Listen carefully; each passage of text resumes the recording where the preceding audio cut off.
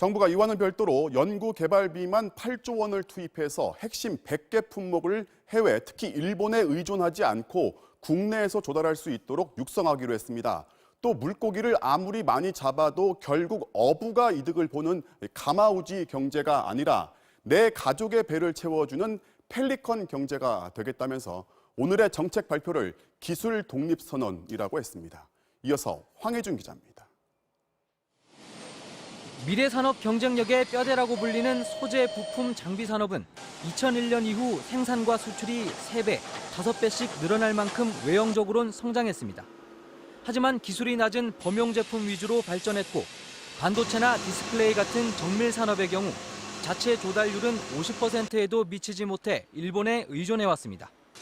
오늘 정부가 발표한 대책은 소재, 부품, 장비 산업의 자체 경쟁력을 최대한 빠른 시간 안에 끌어올리는 데 초점이 맞춰져 있습니다. 우선 반도체와 디스플레이, 자동차 등 6대 분야에서 핵심 품목 100개를 선정해 향후 7년간 연구개발비로 7조 8천억 원 이상을 투입하기로 했습니다. 이 가운데 주력 산업에 미치는 영향이 커 독자 기술 확보가 시급한 20개 품목은 1년 안에, 나머지 80개는 5년 안에 공급 안정화를 이룬다는 목표입니다.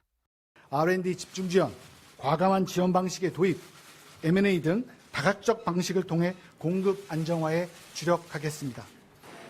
또 수입선 다변화를 지원하기 위해 대체품을 찾는 경우 관세를 40% 내려주기로 했습니다. 특히 중소기업이 소재를 개발해도 외면받는 현실을 개선하기 위해 대기업과 중소기업이 협력 체계를 갖출 경우 세금을 깎아주고 수도권에 공장 입지를 우선 배정해주는 등 패키지로 지원한다는 방침입니다.